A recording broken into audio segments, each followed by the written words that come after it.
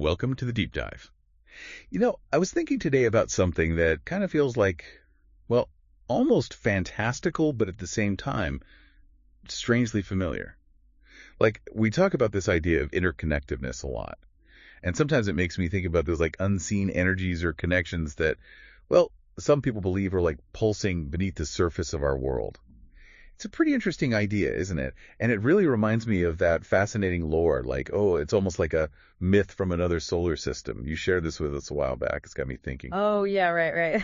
That lore about the planet Yeah. LEYS. LEYS, right? Yeah. With the two distinct realms. Yeah, it describes a planet called LEYS with two very different realms, almost like two sides of the same coin. There's Orderin. Orderin, yep. And that one is all about structure and reason, like a society built on logic and science. Yeah, the science-minded folks. Exactly. And then on the other side, there's Lumen. Lumen, and this one is like... This one is all about nonconformity and imagination, the place where creativity and what they call magic flourishes. Almost like the free spirits of the universe, or at least of this planet. Yeah, and here's the kicker. Okay.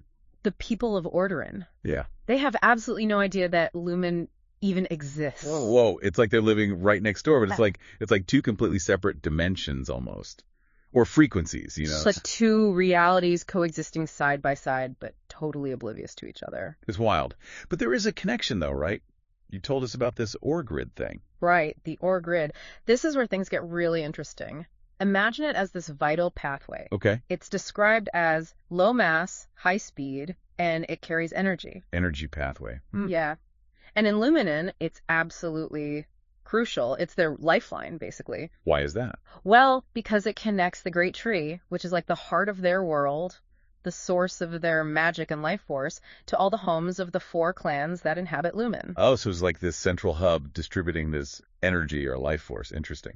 It's the conduit for what they call energy flow. Energy flow. It sounds almost like a lifeblood, this essence that keeps everything going. Exactly. It's the vital essence that sustains both the land and its inhabitants. Both the land and the inhabitants, right. Wow. And here's a key point. This ore grid also links Lumen and Orderin. Oh, so even though the people in Orderin are clueless about Lumen's existence, they're still connected by this grid. Yep, they're completely in the dark about Lumen, but this unseen network ties them together. And it got us thinking. Yeah. This notion of a vital essence and interconnectedness, this ore grid, does any of this resonate with anything in our own world, in your world? Like, can we find real-world echoes of these concepts? Oh, that's such a cool question. It's like looking for a hidden pattern, right? Yeah. You see something in a fictional world, this fantastical story, and you start to wonder, wait a minute, is there something like that going on around us all the time, but we just don't see it? I love that. Exactly. And it ties in with those ideas about energy flow and unseen connections. Are there ideas about these things in our history, in different cultures, or even in scientific theories? And what happens when they get disrupted? That's a big one, right? Like if this energy flow, this connection is so vital, what happens when something throws it off balance? That's the deep dive we're embarking on today. Love it. And where do we even begin with something this big? We're going to start by looking at something called Leylines. Ever heard of them? Leylines. Yeah, I've heard the term before, but to be honest, I'm a little fuzzy on the specifics. Okay, great. Leylines are a concept that really caught people's imaginations, and it all began with a guy named Alfred Watkins back in 1921. 1921, okay. He was looking at a map. A map of? A map of ancient British sites. Oh, so we're talking like Stonehenge, stone circles, yeah, burial mounds, that kind of thing. Exactly. Things like stone circles, burial mounds, all sorts of ancient monuments. And he noticed something pretty remarkable. A lot of these sites seem to fall in these surprisingly straight lines across the landscape. Really, just like boom, boom, boom in a row. Yeah, pretty much. So picture this, you're looking at this map dotted with these ancient places, and then you start to see these alignments, these lines that connect them. That's really interesting. I can see how that would spark some curiosity. So what did Watkins think these lines were? What was his initial theory? At first he thought that these Leylines, as he called them, Leylines, okay, were actually remnants of prehistoric trading routes, like ancient paths that people used to travel and trade goods. Well, like ancient highways of a sort. Yeah, exactly. He wrote a couple of books about it. One was called Early British Trackways. Got you. And another, The Old Straight Track. And he had this really interesting way of describing it. Okay. He imagined it like a fairy chain stretched from mountain peak to mountain peak. Well, a fairy chain. That's a pretty image. Yeah, isn't it? with the ancient sites acting as markers along these high points and even down in the valleys. I see. So the sites are like beads on this chain strung across the landscape. Precisely. He also thought that prominent standing stones might have been used as guideposts. Like landmarks for the travelers. Yeah, and that tracks might have been deliberately cut into hillsides to create these notches on the horizon that you could see from a distance. Oh, smart. So they're making the paths visible, almost like they're drawing lines on the line itself. Exactly. And you mentioned he connected these lines to certain deities, right? He did. Watkins associated ley lines with Hermes. Hermes, the Greek god. Yep, the Greek god of communication and boundaries, who the Romans called Mercury and the Norse knew as Woden. Right. Those figures that kind of embody that traveler energy, crossing boundaries, connecting different places. Yeah, he saw them as patrons of travelers, those who journey on unfamiliar paths. He also linked ley lines to the Celtic god Tutates. Tutates, And he connected them to those sighting mounds with names containing elements like tot or toot. So these names were like clues for him, pointing to a connection with these lines and this god. Yeah, he felt their presence as these visible markers reinforced this idea of trackways. Like a deliberate system for navigating the land. So for Watkins, the Walker lines were primarily about practical routes for trade in ancient Britain. Yeah, that was his main idea. But even he acknowledged some things that didn't quite fit that theory, right? Like there were some inconsistencies. There were. While he was mostly focused on the trade aspect, Watkins did observe that some of these lock lines seemed to go straight up very steep hills, like right up the side of a mountain. Which wouldn't have been very practical for traders hauling goods, to say the least. Exactly. That would have been a pretty tough trek. And he also wondered if the Long Man of Wilmington... The Long Man of Wilmington. What is that? He's this huge chalk figure carved into a hillside in Sussex, England. Oh, like one of those ancient geoglyphs. Exactly. And Watkins wondered if this figure might actually represent an ancient surveyor or someone involved in laying out these lines. But he didn't really delve into any ideas beyond the trade route theory himself. It's interesting, though. Decades before Watkins even started thinking about this, a guy named William Henry Black was already speculating about these grand geometrical lines across Western Europe. That was back in 1870. Oh, wow. So the seeds of the idea were already there. It makes you wonder if Watkins was influenced by Black's work, even subconsciously. It's possible. It's amazing how one person's observation, like seeing these alignments on a map, can spark so many different interpretations. And that's what happened with light lines. Watkins provided this foundation, but then others took it in some wild directions. That's what I love about these kinds of topics. You start with a simple observation, and then it opens up this whole world of possibilities, different theories and interpretations. So who started taking these ley lines into, let's say, more energetic directions? Well, Paul Devereaux, he's a researcher who's written a lot about ley lines. He credits the occultist Dion with popularizing this idea of ley lines as lines of power. Lines of power. Okay, now we're talking. That was in her novel, The Goat-Foot God, which came out in 1936. 1936. Okay. So this is a significant shift from just thinking of them as old tracks. Now, they're conduits of some kind of energy. Exactly. And you can see the parallels to the OR grid and its energy flow in that fictional lore we talked about. Totally. It's like that idea that there's this hidden energy flowing through the earth, and it's connecting these special places, these power points. It definitely captures the imagination. And following Fortune's work, things took off from there. Some folks even started saying that these Leyline lines followed lines of cosmic energy. Cosmic energy. Within the earth, and that you could detect them using dowsing rods. Dowsing rods, like those forked sticks that people use to find water? Yep, those are the ones. Wow. So we've gone from ancient footpaths to cosmic energy. Yeah. And then it gets even wilder, right? Because in the 1960s, Leyline lines got linked to UFO sightings. That's right. We've gone from prehistoric paths to potential alien landing strips. That's a pretty big leap. It is. And a lot of these ideas were popularized by a book called The View Over Atlantis. The View Over Atlantis, okay. Written by John Michell, published in 1969. 1969. And he brought Leyline lines into the realm of geomancy. Geomancy. I don't think I'm familiar with that term. Geomancy is this ancient practice of understanding and working with the Earth's energies to create harmony.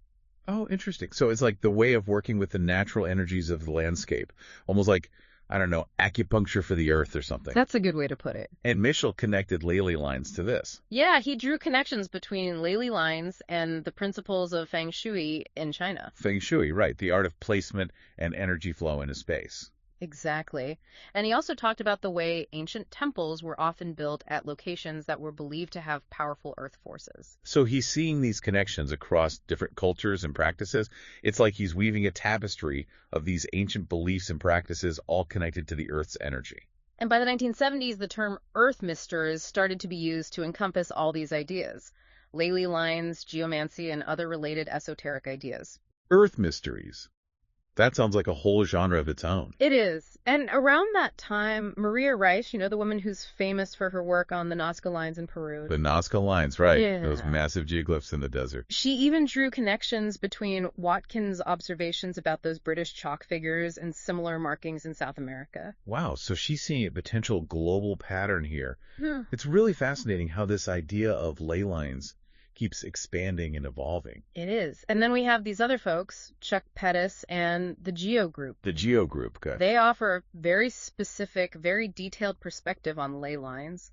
They believe the ley line system is an independent circuitry that can actually affect consciousness. Affecting consciousness. Wow, that's a big claim. It is. And they see it as an integral part of the Earth's overall energy system. So not just these isolated lines, but a whole network of energy that's woven into the planet itself. Exactly. And they view the construction of those ancient monuments as a way to reveal or mark this network, connecting these sites and amplifying their significance. Almost like acupuncture needles, placed at specific points to stimulate or direct the flow of energy. That's a great analogy. And they did some research on the origin of the word lie itself, right? They did, and it's quite interesting. They connect ley to liart. Liot, okay. An Old English word for light or illumination. Oh, light. That makes sense, given all the talk about energy and connections. Right, and they also connect it to ley. Ley. A Middle English word for pasture land, a meadow open to the sun and thus filled with light. Oh, I like that. So the word itself has this connotation of openness, brightness, a connection to the sun's energy. Exactly. They believe this connection to light is significant on multiple levels, suggesting that clearing pathways through forests to create these lines was literally about lighting the way and defining the lay of the land. It's like they're creating these paths of light, both literally and metaphorically. Right. They even propose a kind of cosmic roadway system. Cosmic roadway system. Well, the different stages, you know, like from hilltop notches as the initial ley to cleared woodland as ley. And then finally open fields as Lee. So it's like a progression from these subtle markings on the landscape to these wide open spaces filled with light. Precisely. I'm really liking their take on this. And I think you said they also had some pretty specific details about the physical nature of these lines, like their dimensions and how they run through the earth. Yeah, they go into a lot of detail. I'm curious to hear more about that. Well, they propose that ley lines are these cosmic forces. Cosmic forces, okay. That enter the earth vertically at specific power centers. Power centers, so like energy hotspots. Exactly. And they call these entry points inshoots. Inshoots, okay. Then, according to their theory, these lines travel 265 feet below the surface, make a 90-degree turn, and travel horizontally in a straight line from a bird's eye view, though they might undulate a bit from a side perspective. But they always maintain that 265-foot depth. So like subterranean rivers of energy flowing through the earth. Yeah, that's a good way to think about it. They estimate the average length of these horizontal segments to be around 20 to 30 miles. 20 to 30 miles. With a width of about 5.5 feet. Interestingly, they compare that width to a Roman road. Oh, that's an interesting comparison. Like they're seeing these ley lines as these ancient, purposeful pathways. Exactly. And then they suggest that these horizontal lines eventually exit the Earth through outshoots. Outshoots, so like the exit points for these energy flows. Yep.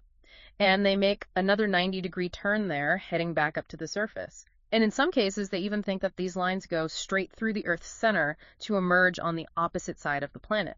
Whoa. So it's this massive, intricate network scanning the entire globe. It's pretty mind-blowing when you think about it. It is. And they say they came up with these specific dimensions through their own research and their interpretations of ancient site layouts. So they're looking for clues in the way these ancient sites are arranged, almost like they're deciphering a code left by our ancestors. And what about the energy itself? How do they describe the energy associated with these ley lines? They describe a vertical energy field extending upwards from the ley line. They call it yang, or energetic. Yang, okay, so like a very active, stimulating kind of energy. Yep. And they believe that being exposed to this field for too long could lead to hyperactivity, which they say could be good in some contexts, like for healing. Interesting. So the right dose at the right time. Yeah, but it could also be a problem if someone's already super energetic or if the ley line has a negative quality. They believe that can manifest as tension or anxiety. Makes sense. Too much of anything could be a bad thing, right? Even good energy. Right. Balance is key. And they talk about a connection to water sources, right? That water plays a significant role in their theory. It does. They say that water springs are present at almost all inshoots, the entry points. Right, the entry points of the ley lines. Yeah, and at about 70% of the outshoots as well. They believe this pairing of the ley line inshoot or outshoot and the water spring is really important. Like it's not just one or the other, it's the combination of the two that creates something special. Exactly. They see it as a fundamental prerequisite for these power centers.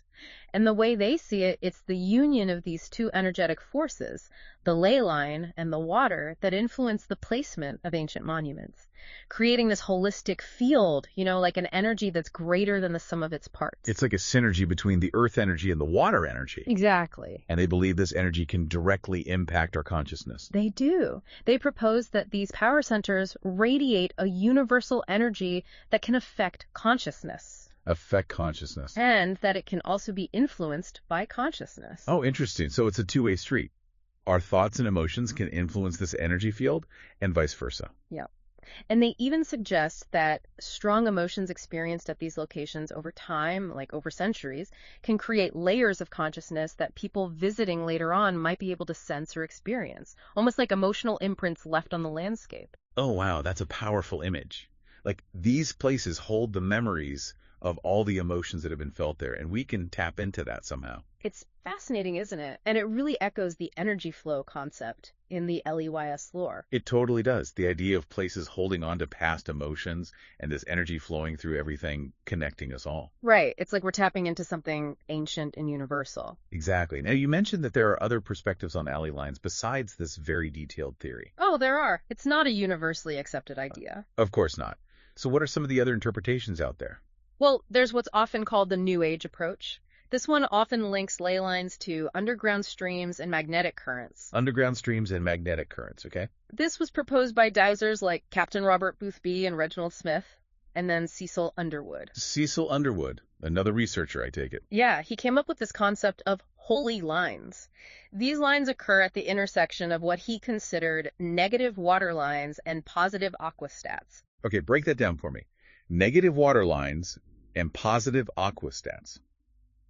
What does that even mean? Well, he believed these negative water lines had a detrimental energy. Okay. And these positive aquastats were points of concentrated earth energy that he believed were beneficial. So he's seeing this kind of polarity, like a positive and negative charges in the earth's energy. Exactly. And he believed these holy lines formed at the places where these two forces intersected. Fascinating. So it's all about finding those points of balance where the energies harmonize. Right. And this all ties into those sacred sites, these ancient monuments that we've been talking about. It does. A lot of people believe that these sites were intentionally built at these powerful energy points. And, we talked earlier about how the idea of straight lines across the landscape became really connected with geomancy starting in the 1960s. Right. Well, New Age geomancers believed that by mapping these ley lines, you could foster harmony with the earth. And John Michell, with The View Over Atlantis, really exemplifies this. He draws those parallels to Feng Shui and this ancient practice of building temples at those locations believed to have potent earth energies. So it's about aligning ourselves with the natural energies of the earth. Exactly. Finding those points of balance and resonance. And of course, there are always those more, let's say, unconventional theories. Oh, yeah, there are some out there. Like those that go beyond the scientific and delve into the more fringe ideas. Right. Some writers, and their ideas are often labeled pseudoscientific, assert that ley lines and their intersection points resonate with a special psychic or magical energy. Okay, so now we're talking about magic and psychic powers. That's a whole other level. It is. And these theories often incorporate things like geomancy, dowsing, and, as we mentioned earlier, connections to UFOs. It's like a blend of ancient wisdom mystical beliefs, and extraterrestrial intrigue. Exactly. Some even suggest that these points possess specific electrical or magnetic forces, which brings us to the scientific approach.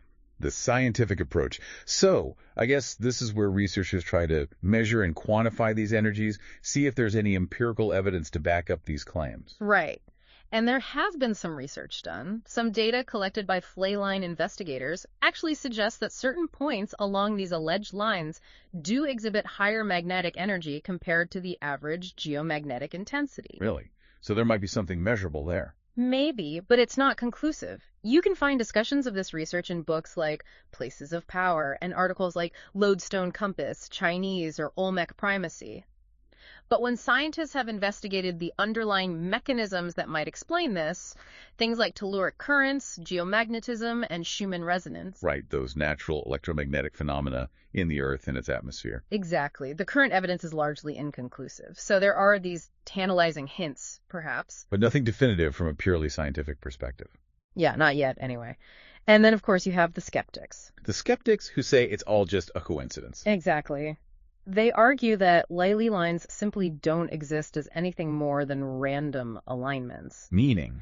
Their main argument is that in places like Britain and Europe, with so many ancient sites, finding straight lines that appear to connect some of them is statistically pretty likely. It could just be chance. Just random patterns that we're imposing meaning on. Right, like if you connect random dots on a page. Yeah, if you have enough dots, you're bound to find some that line up. It makes sense. And when it comes to the trade route theories, skeptics point out that straight lines aren't always the most practical routes. Right. You wouldn't want to haul a cartload of goods up a steep cliff just to stay on the Wiley line. Exactly. So they often ignore natural topography, forcing travelers to go up steep hills or cross rivers at inconvenient places. That's a good point. Just because we can draw a straight line between things on a map doesn't necessarily mean there was an actual path there. It's a good reminder to consider the practical aspects as well. So we've got this whole spectrum of ideas about ley lines, ancient routes, energy conduits, mystical alignments, statistical coincidences. It's a lot to take in. It is. It's a fascinating debate with passionate arguments on all sides. But let's bring it back to that fictional world of LEYS and that OR grid. Where do you see the parallels? What connections resonate with you? For me, the OR grid, particularly in those more esoteric theories of ley lines, really works as a network connecting those significant locations. Okay. In the fiction, it's the great tree to those clan homes. Right. And in the real world theories, it's those prehistoric sites. So it's this idea that certain places hold a special significance and they're connected by something more than just physical proximity. Exactly. And that energy flow concept in Lumen, that vital essence sustaining the land and its inhabitants, that really echoes those ideas about cosmic or earth energy associated with ley lines. Yeah. It speaks to this deep human intuition that there might be this underlying energy connecting everything, this unseen force that animates the world around us. Totally. And then there's Panowin and the disruption of the O grid and all the chaos that ensues. That feels like a fictionalized representation of a real world fear. What if a real energetic network, whether it's ley lines or something else entirely, were damaged or blocked? It taps into that anxiety about unseen forces and how fragile the balance of things might be.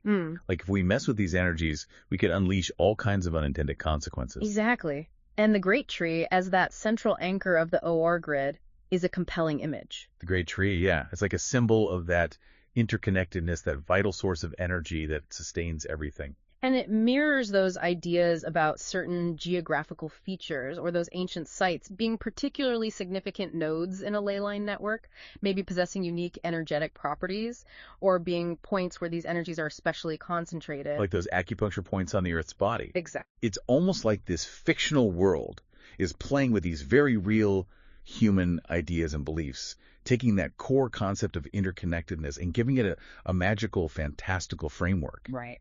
And the fact that the OR grid has a very specific purpose compared to those diverse and often debated interpretations of ley lines is also really interesting. Yeah, it's a good point. The OR grid has this defined function in that story. Right. Whereas the purpose and even the existence of ley lines in our world is still up for debate.